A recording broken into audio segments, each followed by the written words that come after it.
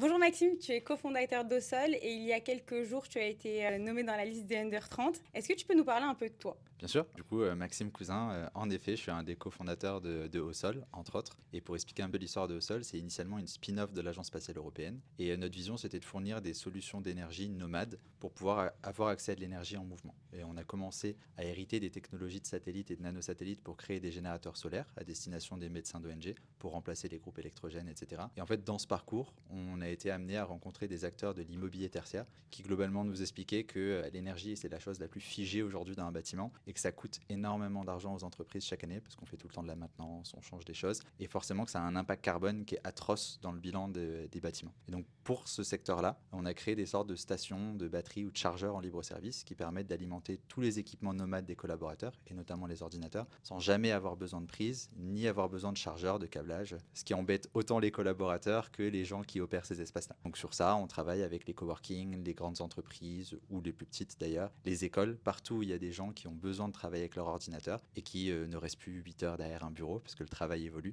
On les accompagne soit à améliorer leur expérience collaborateur, soit à économiser dans la vie de leur bâtiment et sur le plan financier et sur le plan environnemental. Et du coup, vous ciblez principalement trois secteurs. Les ONG, les travailleurs modernes, tu le disais, c'est des gens qui ne travaillent plus 8 heures dans un bureau et qui travaillent un peu partout parce que le travail évolue. Est-ce que tu peux nous dire pourquoi c'est ces secteurs que vous avez ciblés en premier? En fait, on a commencé par les ONG. Et donc, c'était vraiment cette idée. Enfin, mes associés qui d'ailleurs ont commencé avant moi. Moi, j'étais stagiaire à l'origine du projet. J'ai eu la chance de les rencontrer et puis de commencer le projet avec eux. Et eux avaient remporté un concours de l'Agence spatiale européenne et du CNES, dont l'objectif était de transposer ces technologies et d'en faire des générateurs solaires. Donc, la vision initiale était liée aux ONG. Et en fait, on s'est rendu compte que la vision plus large, c'était permettre à chacun de pouvoir travailler dans les meilleures conditions, n'importe où, et notamment supprimer cette friction de l'énergie. Et par pur hasard, de façon purement organique, on a rencontré dans un salon aux États-Unis des acteurs de l'immobilier tertiaire qui nous ont dit attendez, moi je suis directeur immobilier de telle entreprise, j'ai travaillé sur un énorme projet, je me suis rendu compte à quel point c'était problématique l'accès à l'énergie dans la vie d'un bâtiment, donc peut-être qu'il y a quelque chose à faire. Et donc on a eu une chance inouïe de rencontrer énormément de directeurs immobiliers, de DRH, de directeurs innovation, avec qui on a co-créé un petit peu ce qu'on fait aujourd'hui. Et toujours dans ce parcours, de façon organique, on a rencontré des collaborateurs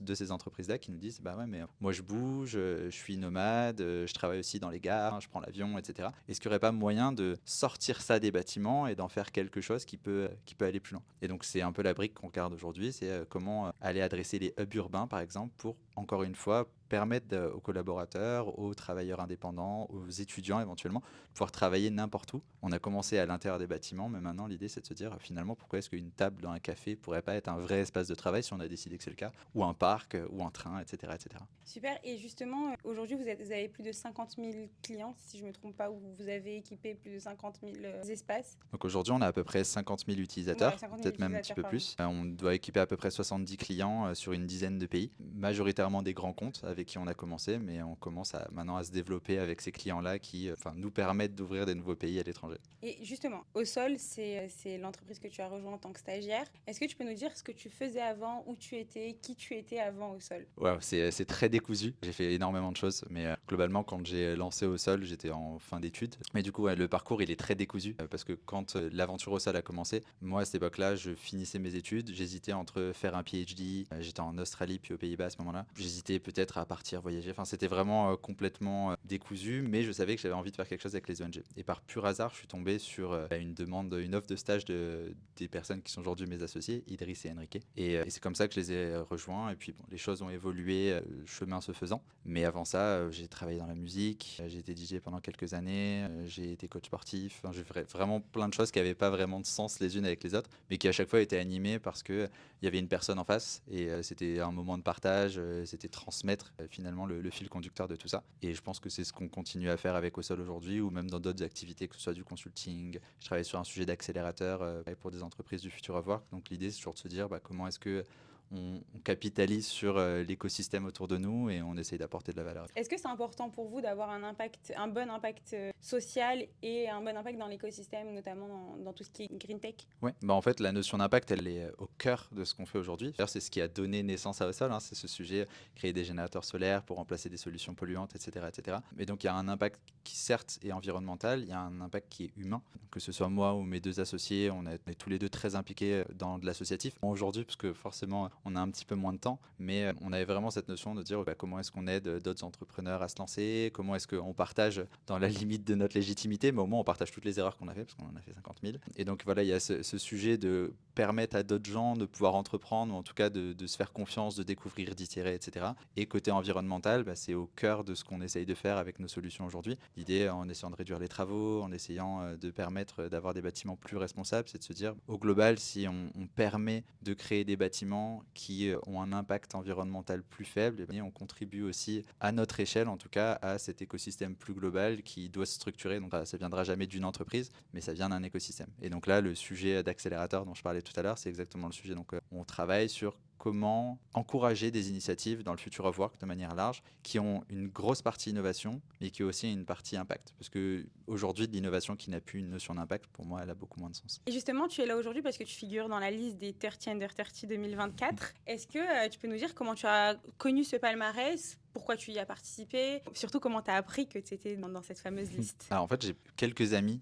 qui sont sur des listes 30 Under 30 déjà, qui m'en avaient dit énormément de bien parce que justement, ça leur avait permis de rencontrer des gens qui avaient des cercles de valeurs qui étaient relativement alignés et qui, de manière générale, étaient tout incroyables. Donc ça m'avait pas mal interloqué. Et j'avoue que le sujet m'était sorti de la tête parce que forcément, la réalité du day-to-day des opérations. J'ai retrouvé le sujet grâce à Justine de Pronoia qui un jour envoie un mail et dit ah tiens ça pourrait être intéressant, regardez, etc. Et donc on s'est dit pourquoi pas. Moi, pour le coup je me suis dit je suis pas légitime au sujet, mais j'en ai discuté avec Louise qui gère le marketing chez nous. On s'est dit bon pourquoi pas le faire et on n'a rien à y perdre. Et donc ça s'est fait de façon hyper naturelle et fluide. Et comment je l'ai appris? Je l'ai appris parce que ce week-end je suis parti faire une retraite médication, breathwork, etc. Et j'avais éteint mon téléphone en me disant je déconnecte complètement. Et quand je l'ai allumé, j'ai eu une centaine de notifications de gens qui me disent ah t'es dans la liste, félicitations, etc. Je dis attends qu'est-ce qui se passe? Donc ouais, c'était plutôt marrant de se retrouver dans un truc où tu essayes de te déconnecter au maximum et je me retrouve avec 50 000 messages sur Instagram.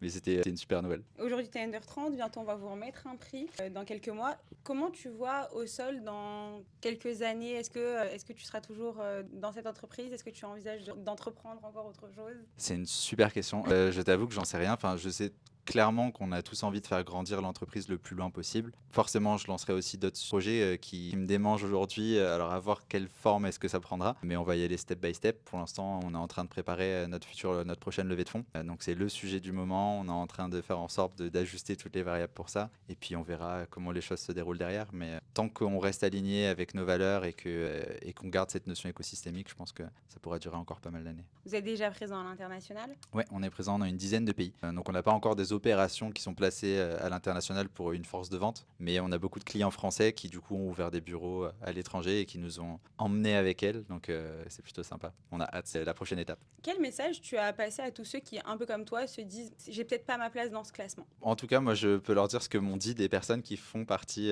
du 30 Under 30 depuis quelques années. Et, tout le monde m'a dit qu'ils en avaient tiré une valeur dingue, qu'ils avaient rencontré des personnes géniales. La caractéristique commune de toutes les personnes que je connais qui sont 30 Under 30, c'est que quand je leur en ai parlé, elles avaient un complexe de l'imposteur, à se dire j'ai rien à faire là-dedans quoi. Les gens ont l'air incroyables autour de moi, ils sont tous plus inspirants les uns que les autres et bon, moi finalement quelle est ma place? Et donc je pense justement que si c'est des personnes qui pensent ça, elles ont d'autant plus leur place ici. Parfait, merci beaucoup.